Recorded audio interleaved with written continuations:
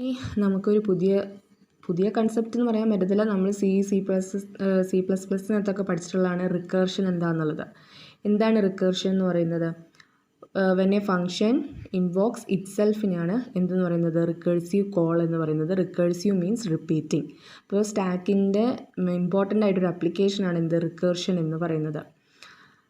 Same algorithm വെച്ച് തന്നെ നമ്മൾ എന്ത് ചെയ്യുകയാണ്, നമ്മുടെ ബിഗ് പ്രോബ്ലത്തിനെ നമ്മൾ ഡിവൈഡ് ചെയ്ത് പാർട്ടീഷൻ ചെയ്ത് വെച്ചിരിക്കുന്ന കുഞ്ഞു പ്രോബ്ലം ആക്കിയതിനെ നമ്മൾ എഴുതി വെച്ചിരിക്കുന്ന ആ അൽഗോരിതം വെച്ച് തന്നെയാണ് ഈ കുഞ്ഞു പ്രോബ്ലത്തിന് നമ്മൾ എന്ത് ചെയ്യുന്നത്? സോൾവ് ചെയ്ത് കൊണ്ടുവരുന്നത്. അപ്പോൾ അതിനെയാണ് എന്ത്? റിക്കർഷൻ എന്ന് പറയുന്നത്. അപ്പോൾ നമുക്കതിൻ്റെ ഒരു എക്സാമ്പിൾ എന്ന് പറയുന്നത് നമ്മൾ കൂടുതലായിട്ട് യൂസ് ചെയ്യുന്നത് ഫാക്ടോറിയൽ കാണാനും അതുപോലെ ഫിബിനോക്കി സീരീസ് ഒക്കെ, ടവർ ഓഫ് ഹാനോയ് അതുപോലുള്ളതൊക്കെ റിക്കർഷൻ പ്രോസസ്സിനകത്ത് വരുന്നതാണ്. അപ്പോൾ നമ്മൾ കൂടുതലായിട്ട് പ്രോഗ്രാംസ് ചെയ്തിട്ടുണ്ട്, ഫാക്ടോറിയലും ഫിബിനോക്കിയും ഒക്കെ നമ്മൾ ചെയ്തിട്ടുണ്ട്. അപ്പോൾ ഇവിടെ ഒരു എക്സാമ്പിൾ നമ്മൾ ഫാക്ടോറിയലാണ് കൊടുത്തിരിക്കുന്നത്. ഫാക്ടോറിയലിനകത്ത് നമ്മളിവിടെ ഒരു ഫംഗ്ഷൻ കോൾ ചെയ്യുന്നു, ഇൻറ്റ് എൻ എന്ന് പറഞ്ഞൊരു ഫംഗ്ഷൻ കോൾ ചെയ്യുന്നു. അതെന്താ പറയുന്നത്? n is less than or equal to 1 ആണെങ്കിൽ റിട്ടേൺ ചെയ്യണം, എൽസ് റിട്ടേൺ n. വീണ്ടും ആ ഫംഗ്ഷനെ തന്നെയാണ് കോൾ ചെയ്തിരിക്കുന്നത്. അപ്പോൾ അതിൻ്റെ നമുക്കൊരു താഴെ അത് ഡീറ്റെയിൽ ആയിട്ട് കൊടുത്തിട്ടുണ്ട്. നമുക്ക് 3 ഫാക്ടോറിയലാണ് കാണേണ്ടത്, അതായത് 6 ആണ് നമുക്ക് ഉത്തരം വരേണ്ടത്, നമുക്കറിയാം. അപ്പോൾ ഇതിനകത്ത് എങ്ങനെ നടക്കണം നമുക്ക് നോക്കാം. അപ്പോൾ n എന്ന് പറയുന്നതാണ് ഇത് 3. അപ്പോൾ ഇൻറ്റ് ഫാക്ടോറിയൽ എന്ന് പറയുന്നത് ഇവിടെ 3 സബ്സ്റ്റിറ്റ്യൂട്ട് ചെയ്തിട്ടുണ്ട്. ആ 3 നമ്മുടെ ഈ ഫംഗ്ഷനിലോട്ട് പോകുന്നു. If 3 less than or equal to 1 അല്ല, അങ്ങനെയാണെങ്കിൽ എൽസ് പാർട്ട് വർക്ക് ചെയ്യണം. എൽസ് പാർട്ട് എങ്ങനെ വരും? റിട്ടേൺ 3 ഇൻറ്റു ഫാക്ടോറിയൽ 3 മൈനസ് 1, അതായത് ഫാക്ടോറിയൽ ഓഫ് 2. അവിടെ വീണ്ടും ഈ ഫംഗ്ഷനെ നമ്മൾ കോൾ ചെയ്യാണ്. അപ്പോൾ റിട്ടേൺ 3 ഇവിടെ കിടപ്പുണ്ട്, പക്ഷേ ഇത് എന്താണ്? വീണ്ടും ആ ഫംഗ്ഷനെ വിളിച്ചിരിക്കുകയാണ്. അതുകൊണ്ട് അത് വീണ്ടും ഫംഗ്ഷൻ കോൾ ചെയ്യും. അപ്പോൾ ഇവിടെ n എന്ന് പറയുന്നത് എത്രയാണ്? അതായത് 3 മൈനസ് 1 2 ആണ്. ദെൻ ഇവിടെ 2 ആണ് ഇതിലോട്ട് പാരാമീറ്ററായിട്ട് വന്നിരിക്കുന്നത്. Then 2 less than or equal to 1 നോക്കും, അതും വയലേറ്റഡ് ആണ്. സോ എൽസ് കണ്ടീഷനിലോട്ട് പോകും. ഇവിടെ റിട്ടേൺ 2 വരും, ഇവിടെ റിട്ടേൺ 3, ഇവിടെ റിട്ടേൺ 2, ഇവിടെ 2 മൈനസ് 1 1. ഫാക്ടോറിയൽ ഓഫ് 1 ആണ് വീണ്ടും വിളിച്ചത്, ആ ഫംഗ്ഷൻ വിളിച്ചു. ദെൻ വീണ്ടും ആ കണ്ടീഷൻ ചെക്ക് ചെയ്തു. If 1 is less than or equal to 1 കറക്റ്റാണ്. അപ്പോൾ നമുക്ക് എന്ത് ചെയ്യാം? ആ 1നെ നമുക്ക് റിട്ടേൺ ചെയ്യണം. എവിടേക്ക് റിട്ടേൺ ചെയ്യണം? ഈ ഒരു ഫംഗ്ഷനിലോട്ട്. അതായത് ഫാക്ടോറിയൽ ഓഫ് 1 നമ്മൾ കണ്ടുകിട്ടി 1 ആണെന്നുള്ളത്. ദെൻ ഇവിടെ n-ൻ്റെ വാല്യൂ 2 ആണ്. 2 ഇൻറ്റു 1 2. ഈ 2നെ നമ്മൾ എങ്ങോട്ട് റിട്ടേൺ ചെയ്യണം? ഈ ഫാക്ടോറിയൽ കോൾ ചെയ്ത് കൊടുക്കണം. അതായത് ഇവിടെ 3 മൈനസ് 1 2 ആയിരുന്നു. അപ്പോൾ ഫാക്ടോറിയൽ ഓഫ് 2 നോക്കിയപ്പോൾ എത്രയാണ് വന്നത്? 2 ആണ്. ദെൻ 2 ഇൻറ്റു ഇവിടെ n എത്രയാണ്? 3 ഇൻറ്റു 2 6. അത് എങ്ങോട്ട് റിട്ടേൺ ചെയ്യണം? അതായത് നമ്മുടെ ഔട്ട്പുട്ടിലോട്ട് റിട്ടേൺ 3 ഇൻറ്റു 2 6. അതായത് നമ്മുടെ മെയിൻ ഫംഗ്ഷനിലോട്ട് തന്നെ വീണ്ടും അത് വന്നു. അപ്പോൾ 6 എന്നുള്ള ഉത്തരം വന്നു. ഇതാണ് എന്ത്? റിക്കർഷൻ എന്ന് പറയുന്നത്. അപ്പോൾ റിക്കർഷൻ ഈ ഓരോ തവണയും കാര്യങ്ങൾ ചെയ്യുമ്പോഴത്തേനും അത് ഓരോ തവണ കോൾ ചെയ്യുന്നതിന് എല്ലാം നമ്മൾ സ്റ്റാക്കിലാണ് യൂസ് ചെയ്യുന്നത്. സ്റ്റാക്കിനകത്താണ് നമ്മളതിനെ സ്റ്റോർ ചെയ്ത് വെക്കുന്നത്. അതൊരു റെക്കോർഡ് അത് കീപ്പ് ചെയ്യുന്നുണ്ട്. എന്താണ് റെക്കോർഡ് കീപ്പ് ചെയ്യുന്നത്? ഈ ഡയഗ്രാമിൽ നിന്ന് നമുക്ക് മനസ്സിലാക്കാം. ഇതാണ് നമ്മുടെ റിക്കർസീവ് ഫംഗ്ഷൻ. ഇതാണ്. അപ്പോൾ ഇതാണ് നമ്മുടെ ആദ്യത്തെ എഫ് ഓഫ് എൻ. പിന്നെ ഈ എഫ് ഓഫ് എൻ അടുത്ത ഫംഗ്ഷന്, അതായത് ഈ ഫംഗ്ഷനെ തന്നെ വിളിക്കുന്നു. ഈ ഫംഗ്ഷൻ വീണ്ടും ഇതിനെ തന്നെ വിളിക്കുന്നു. അതായത് നമ്മുടെ ഫാക്ടോറിയൽ എടുക്കുക, 3 2 1 എന്നുള്ളതിൽ എടുക്കുക. ഇപ്പോൾ ഇതിങ്ങനെ വിളിക്കുന്ന സമയത്ത് ആദ്യം എഫ് ഓഫ് എൻ വന്ന് സ്റ്റാക്കിലകത്ത് ഇട്ടു. ദെൻ എഫ് ഓഫ് എന്നെ ഇതിനെ തന്നെ വീണ്ടും വിളിക്കുകയാണ്. So F of N minus 1. F of N minus 1 വീണ്ടും വിളിക്കുന്നു, എഫ് ഓഫ് എൻ മൈനസ് 2. ഇതിനെയാണ് എന്ത്? സ്റ്റാക്ക് എന്ന് പറയുന്നത്. ഈ സ്റ്റാക്കിനകത്താണ് ഇതെല്ലാം ക്രിയേറ്റ് ചെയ്ത് കിടക്കുന്നത്. ഇത് ഓരോന്ന് കഴിയുമ്പോൾ ഇത് ആദ്യം കഴിയുന്ന ഏതാണ്? n മൈനസ് 2 തീരും, പോപ്പ് ചെയ്യും. n മൈനസ് 1 തീരുമ്പോൾ പോപ്പ് ചെയ്യും. Then last F of N വരും. ഇതിനെ പറയുന്നതാണ് എന്ത്? Activation record. ഈ ആക്ടിവേഷൻ റെക്കോർഡ് എന്ന് പറയുന്നത് ലോക്കൽ വാരിയബിൾസ്, അതുപോലെ ഫോർമൽ പാരാമീറ്റേഴ്സും, അതുപോലെ എന്തെങ്കിലും അഡ്രസ്സ് റിട്ടേൺ ചെയ്യാനുള്ള അങ്ങനെയുള്ള എല്ലാ ഇൻഫോർമേഷൻസ് കോളർ ഫംഗ്ഷനിലോട്ട് പാസ് ചെയ്യാനുള്ളതെല്ലാം അവിടെയാണ് സ്റ്റോർ ചെയ്യുന്നത്. കോളർ ഫംഗ്ഷൻ എന്ന് പറയുന്നത് ആരെയാണോ നമ്മൾ, അതായത് കോളർ ഫംഗ്ഷൻ ഉദ്ദേശിക്കുന്നത് വേറെ ഫംഗ്ഷനെ നമ്മൾ വിളിക്കുന്ന ആരാണ് വിളിക്കുന്നത് അയാളെ പറയുന്നതാണ് എന്ത്? കോളർ ഫംഗ്ഷൻ എന്ന് പറയുന്നത്. അപ്പോൾ കോളർ ഫംഗ്ഷൻ എന്ത് ചെയ്യുക വെച്ച് കഴിഞ്ഞാൽ ഫംഗ്ഷൻ്റെ എക്സിക്യൂഷൻ എന്ന് പറയുന്നത് കോളിലോട്ട് ട്രാൻസ്ഫർ ചെയ്യും. കോളി എന്ന് പറയുന്നത് കോളർ വിളിച്ച ആ ഫംഗ്ഷനെയാണ് എന്തെന്ന് പറയുന്നത്? കോളി എന്ന് പറയുന്നത്. ഇതാണ് ആക്ടിവേഷൻ റെക്കോർഡ്. അങ്ങനെ കുറച്ച് കാര്യങ്ങൾ നമുക്കിതിനകത്ത് പറയാനുള്ളത്. അപ്പോൾ ആക്ടിവേഷൻ റെക്കോർഡിനകത്ത് കീപ്പ് ചെയ്യുന്നത് പാരാമീറ്റേഴ്സ്, അതുപോലെ ലോക്കൽ വേരിയബിൾസ്, അതുപോലെ എന്തെങ്കിലും അഡ്രസ്സ് റിട്ടേൺ ചെയ്യാണ്ടെങ്കിൽ അതൊക്കെയാണ് അതിനകത്ത് ഹോൾഡ് ചെയ്ത് വെക്കുന്നത്. പിന്നെ ഇതിനകത്ത് ഫാക്ടോറിയലിൻ്റെ ഒരു പ്രോഗ്രാം കൊടുത്തിട്ടുണ്ട്. ഇവിടെയാണ് നമ്മുടെ ഫംഗ്ഷൻ വിളിക്കുന്നത്, ഇൻറ്റ് ഫാക്ടോറിയൽ. നമ്മൾ മെയിൻ ഫംഗ്ഷൻ കഴിഞ്ഞിട്ടാണ് നമ്മുടെ ഫാക്ടോറിയൽ ഫംഗ്ഷൻ ഡിഫൈൻ ചെയ്യുന്നത്. അപ്പോൾ ഇങ്ങനെ ചെയ്യേണ്ടി വരുമ്പോൾ എന്ത് ചെയ്യണം? ആദ്യം നമ്മുടെ ഫംഗ്ഷൻ പ്രോട്ടോടൈപ്പ് കൊടുക്കണം. മെയിൻ ഹെഡർ കഴിഞ്ഞിട്ട് നമ്മൾ ഫംഗ്ഷൻ പ്രോട്ടോടൈപ്പ് കൊടുത്ത ശേഷമാണ് നമുക്കിവിടെ ഡിഫൈൻ ചെയ്യാൻ പറ്റത്തുള്ളൂ. അപ്പോൾ അതൊക്കെ നമ്മൾ C++ പ്രോഗ്രാമിനകത്തൊക്കെ നമ്മൾ പഠിച്ചിട്ടുള്ളതാണ്, സിക്കകത്തും പഠിച്ചിട്ടുള്ളതാണ്. ദെൻ ഇനി വരുന്നത് ടവർ ഓഫ് ഹാനോയ്. അതായത് ടവർ ഓഫ് ഹാനോയ് എന്ന് പറയുന്നത് റിക്കർഷൻ്റെ യൂസ് ചെയ്യുന്ന റിക്കേഴ്സീവ് പ്രോസസ്സ് യൂസ് ചെയ്യുന്നതാണ് ടവർ ഓഫ് ഹാനോയ് എന്ന് പറയുന്നത്. ടവർ ഓഫ് ഹാനോയ് എന്ന് പറയുന്നത് ഒരു പസിലാണ്. പസിൽ നമുക്ക് കണ്ടിട്ടുണ്ടാവും, 3 റോഡ്സ് അല്ലേ, 3 റോഡ്സ് കീപ്പ് ചെയ്തുകൊണ്ട് ഈ ഇതിനകത്തിരിക്കുന്ന ഡിസ്കിനെ ഈ ഡെസ്റ്റിനേഷനിലോട്ട് പാസ് ചെയ്യണം. ഇതുപോലെ തന്നെ ഇങ്ങോട്ടും ഈ ഡെസ്റ്റിനേഷനിലോട്ട് പാസ് ചെയ്യണം. അത് ചില റൂൾസ് വെച്ചാണ് അതിനെ പാസ് ചെയ്യുന്നത്. അപ്പോൾ ഈ പസിൽ എന്ന് പറയുന്നത് 3 റോഡ്സ് ആണുള്ളത്. N ഡിസ്ക് ഉണ്ടാവും, പലതരത്തിലുള്ള സൈസാണ്. അത് എൻറ്റയർ ആ ഡിസ്കിനെ ഒരു ഇനീഷ്യൽ സോഴ്സിൽ നിന്ന് ഡെസ്റ്റിനേഷൻ റോഡിലോട്ട് മാറ്റണം. അപ്പോൾ ഇത് റോഡാണ് കൺസിഡർ ചെയ്ത്, ഇത് സോഴ്സ് റോഡ്, ഇത് ഡെസ്റ്റിനേഷൻ റോഡ്. ഇതിൻ്റെ അകത്ത് അതായത് ഈ ഡിസ്കിനകത്ത് വലിയ ഡിസ്ക് എന്ന് പറയുന്നത് ബോട്ടത്തിലും ചെറിയ ഡിസ്ക് എന്ന് പറയുന്നത് ടോപ്പിലാണ് ഇരിക്കുക.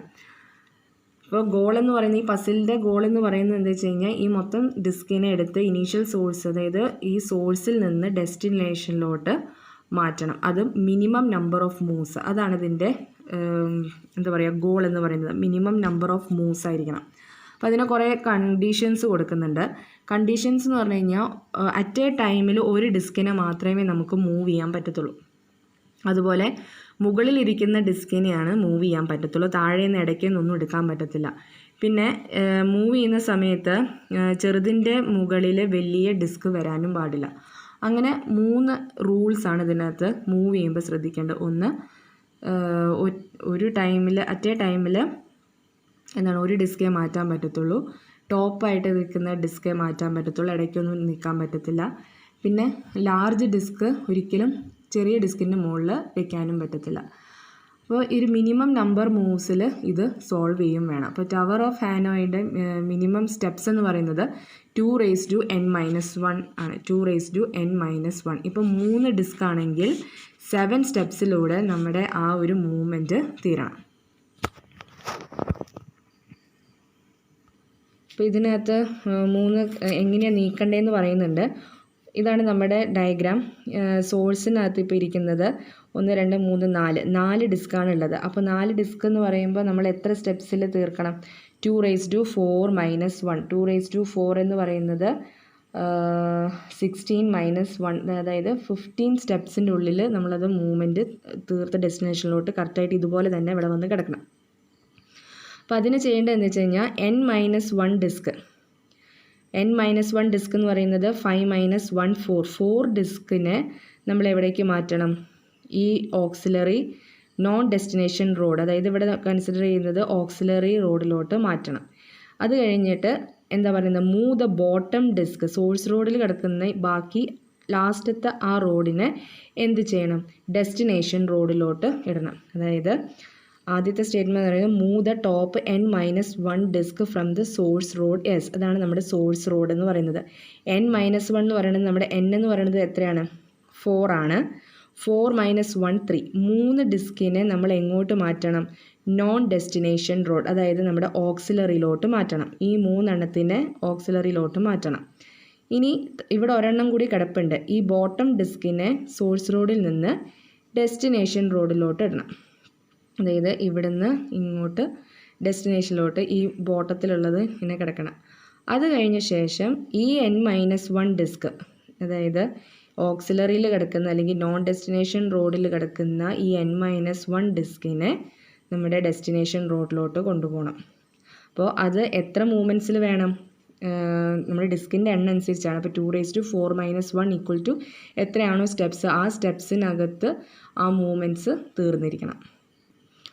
അപ്പോൾ ഇതാണ് എന്ത് ടവർ ഓഫ് ഹാനോയ് എന്ന് പറയുന്നത്. അപ്പോൾ റിക്കേർഷനും അതുപോലെ ടവർ ഓഫ് ഹാനോയും മനസ്സിലായെന്ന് വിചാരിക്കുന്നു. ടവർ ഓഫ് ഹാനോയ് മാത്രമല്ല, ഫാക്ടോറിയലും ഫിബൊനാച്ചി സീരീസ് ഒക്കെ റിക്കേർഷൻ പ്രോസസ്സിൻ്റെ എക്സാമ്പിൾസ് ആണ്. അതിൽ ഫാക്ടോറിയലും ഫിബൊനാച്ചി ഒക്കെ നമ്മൾ പ്രോഗ്രാംസ് ചെയ്തിട്ടുള്ളതാണ്. ടവർ ഓഫ് ഹാനോയ് ഇപ്പോൾ എന്താണെന്നുള്ളത് പറഞ്ഞു തന്നു. ഒരു വരുന്ന കാര്യമാണ് ഐട്രേഷനും റിക്കേർഷനും തമ്മിലുള്ള ഡിഫറൻസ്. അത് ഇമ്പോർട്ടൻ്റ് ആണ്, ചോദിക്കും. റിക്കേർഷൻ എന്ന് പറഞ്ഞു കഴിഞ്ഞാൽ എന്താണ്, ഫംഗ്ഷൻ ഇറ്റ്സെൽഫ് തന്നെ വിളിക്കുന്നതിനാണ് റിക്കേർഷൻ. പക്ഷേ ഐട്രേഷൻ എന്ന് പറഞ്ഞാൽ എന്താണ്, പർട്ടിക്കുലർ സ്റ്റേറ്റ്മെൻറ്റിനെ വീണ്ടും നമ്മൾ എക്സിക്യൂട്ട് ചെയ്യുക എന്നാണ്. കണ്ടീഷണൽ ലൂപ്പ് വെച്ച് വീണ്ടും നമ്മൾ ആ സ്റ്റേറ്റ്മെൻറ്റിനെ എക്സിക്യൂട്ട് ചെയ്യുകയാണ് ഐട്രേഷൻ ചെയ്യുന്നത്. ഐട്രേഷന് എന്തല്ല, സ്റ്റാക്ക് ഒന്നും ഇല്ല, അതായത് സ്റ്റാക്ക് ഒന്നും റിക്വയർ ചെയ്യുന്നില്ല. റിക്കേർഷനാണ് നമ്മൾ സ്റ്റാക്ക് യൂസ് ചെയ്യുന്നത്. എന്തിനു വേണ്ടി, ടെമ്പററി സ്റ്റോറേജിന് വേണ്ടിയിട്ട്. എന്തൊക്കെയായിരുന്നു ടെമ്പററി ആയിട്ട് സ്റ്റോറേജ് ചെയ്ത് വെക്കുന്നത്, ലോക്കൽ പാരാമീറ്റേഴ്സ് ഉണ്ട്, അതുപോലെ റിട്ടേൺ അഡ്രസ്സ്, അങ്ങനെയുള്ള കാര്യങ്ങൾ സ്റ്റോർ ചെയ്യണമെങ്കിൽ എന്ത് വേണം, സ്റ്റാക്ക് ടെമ്പററി ആയിട്ട് വേണം യൂസ് ചെയ്യണം റിക്കേർഷന്. മറ്റ് ഐട്രേറ്റീവ് അൽഗോരിതത്തിനൊന്നും എന്ത് വേണ്ട, സ്റ്റാക്സ് വേണ്ട. അതുപോലെ stack memory use to store current state, അതായത് ഏത് ഫങ്ഷൻ ആണോ നടക്കുന്നതിൻ്റെ കറൻറ്റ് സ്റ്റേറ്റ് നമ്മുടെ സ്റ്റാക്ക് മെമ്മറിക്കകത്ത് സ്റ്റോർ ചെയ്യണം. എന്നാലേ അതിനെ റിട്ടേൺ ചെയ്ത് അടുത്ത ഫങ്ഷനിലോട്ട് അതിന് പോകാൻ പറ്റുള്ളൂ. അപ്പോൾ അത് ഏതിലാണ് നിൽക്കണേന്നുള്ളത് അറിയണം. പക്ഷേ നമ്മുടെ ഐട്രേഷനകത്ത് അങ്ങനെ ഒരു ഇത് വരുന്നില്ല. അവിടെ നമ്മൾ നോക്കുന്നത് എന്താണ്, വേരിയബിൾ ആണ് നോക്കുന്നത്, കൺട്രോൾ വേരിയബിൾ. നമ്മൾ i = പറയുന്നുണ്ട്, 4ൻ്റെ കണ്ടീഷനകത്ത് i = 1, i less than. അതിനകത്ത് ലൂപ്പ് വേരിയബിൾ എന്ന് പറയുന്നതാണ് i എന്ന് പറയുന്നത്. i എന്ന് മാത്രമല്ല, നമുക്ക് ഇഷ്ടമുള്ള ആൽഫബറ്റ്സ് കൊടുക്കാം. ആ പേരാണ് എന്ത്, കൺട്രോൾ വേരിയബിൾ. അതാണ് എന്ത് ചെയ്യുന്നത്, അപ്ഡേറ്റ് ചെയ്യുക, അല്ലെങ്കിൽ കമ്പയർ ചെയ്യുക, കണ്ടീഷണൽ സ്റ്റേറ്റ്മെൻറ്റ് വെച്ച് കമ്പയർ ചെയ്യുന്നത് അതായിരിക്കും. അപ്പോൾ difference between iteration and recursion പഠിക്കണം നന്നായിട്ട്, അത് ഇമ്പോർട്ടൻ്റ് ആണ്. പിന്നെ അതിനകത്തൊരു പോയിന്റ് വരുന്നത്, റിക്കേർഷൻ ഫങ്ഷൻ എന്ന് പറയുന്നത് അതിനൊരു കണ്ടീഷൻ വേണം. അതായത് ആ എക്സിക്യൂഷൻ ടെർമിനേറ്റ് ചെയ്യാൻ വേണ്ടി ഒരു കണ്ടീഷൻ വേണം റിക്കേർസീവ് ഫങ്ഷനകത്ത്. പക്ഷേ ഐട്രേഷനകത്ത് നമ്മൾ ഓരോ തവണയും എന്ത് ചെയ്യുന്നുണ്ട്, ചെക്ക് ചെയ്യുന്നുണ്ട്. ആ കണ്ടീഷൻ നമ്മൾ ചെക്ക് ചെയ്തുകൊണ്ടാണ് നമ്മൾ അടുത്ത അതിനി ആ ഒരു കണ്ടീഷൻ ലൂപ്പ് പ്രവർത്തിക്കണമെന്ന് നമ്മൾ ചെയ്യുന്നത്. അതായത് ഓരോ തവണയും അത് ചെക്ക് ചെയ്തിട്ടാണ്, ആ കൺട്രോൾ സ്റ്റേറ്റ്മെൻറ്റ് അല്ലെങ്കിൽ കൺട്രോൾ വേരിയബിൾ ചെക്ക് ചെയ്തിട്ടാണ് നമ്മൾ അടുത്തതിലോട്ട് പോകുന്നത്. അത് എപ്പോഴാണോ വയലേറ്റഡ് ആവുന്നത് അന്നേരം അതിൻ്റെ എക്സിക്യൂഷൻ ടെർമിനേറ്റ് ചെയ്യും. പക്ഷേ റിക്കേഴ്സീവ് ഫംഗ്ഷനകത്തല്ല, നമ്മൾ എന്ത് ചെയ്യണം, അതിനെ ഒരു കണ്ടീഷൻ സെറ്റ് ചെയ്ത് വെച്ചിട്ടുണ്ടാവണം. അല്ലെങ്കിൽ എന്തുണ്ടാകുന്ന വെച്ചാൽ അത് കഴിഞ്ഞാൽ ഇൻഫിനിറ്റി ലൂപ്പായിട്ട് മാറും. നമ്മൾ കണ്ടീഷൻ സെറ്റ് ചെയ്തില്ലെങ്കിൽ അത് ഇൻഫിനിറ്റി ലൂപ്പായിട്ട് ഇങ്ങനെ എപ്പോഴും അതിങ്ങനെ എക്സിക്യൂട്ട് ചെയ്ത് അങ്ങ് പോകും. അപ്പോൾ ഇത്രയാണ് ഐട്രേഷൻ്റെയും റിക്കേർഷൻ്റെയും ഡിഫറൻസ് എന്ന് പറയുന്നത്.